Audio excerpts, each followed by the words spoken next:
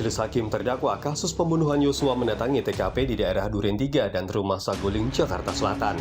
Tujuan dari pemeriksaan TKP karena hakim ingin melihat TKP untuk menambah keyakinan hakim terkait kaitannya dengan lokus delikti. Hakim juga menghadirkan tim jaksa penuntut umum dan pengacara pihak-pihak terdakwa. Ini dilakukan untuk mengakomodir permintaan pihak pengacara Ferdi Sambo pada majelis hakim. Nanti di sana tidak ada pertanyaan-pertanyaan dari para pihak, baik dari terdakwa kan tidak dihadirkan. Jadi hanya itu tadi seperti pemeriksaan setempat dalam perkara perdata kan juga tidak ada hal-hal pertanyaan-pertanyaan. Jadi majelis murni hanya ingin melihat seperti apa lokus deliktinya, tempat terjadinya peristiwa pidana tadi sudah saya sebutkan untuk meyakinkan hakim. Sementara menurut kuasa hukum Richard Eliezer, Roni Talapesi berharap peninjauan ke TKP Duren 3 dan Saguling setelah sidang akan memperjelas kasus ini. Di peninjauan di rumah Saguling maupun di rumah Duren 3 membuat perkara ini menjadi terang. Jadi nanti pasti kita akan melihat letak posisi dari para terdakwa ini. Jadi harapannya adalah hakim bisa melihat lebih jelas. Sementara hakim tegas, tujuan dari cek TKP adalah untuk meyakinkan hakim terkait kasus pidana, bukan untuk pembuktian di tempat. Maka dari itu, jaksa penuntut umum juga pertegas kepada pihak pengacara Ferdi Sambo bahwa kegiatan tersebut bukan waktu untuk saling membuktikan dan menghakimi di tempat. Lokasi.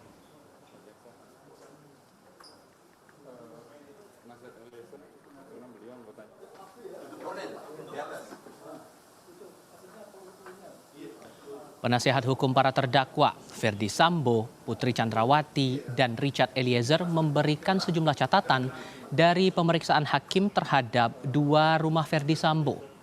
Pengacara Sambo mengapresiasi hakim mengabulkan sidang pemeriksaan tempat dan berharap hakim memutus perkara sesuai fakta.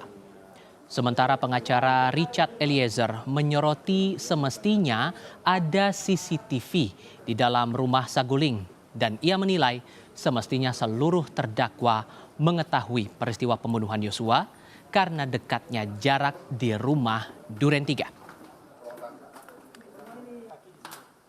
Kita mengajukan surat permohonan untuk pemeriksaan setempat agar majelis hakim atau bisa melihat situasi atau kondisi tempat kejadian perkara, mulai dari Saguling di lantai 3, mulai dari di lantai dasar sampai dengan di TKP di Duren 3 ini.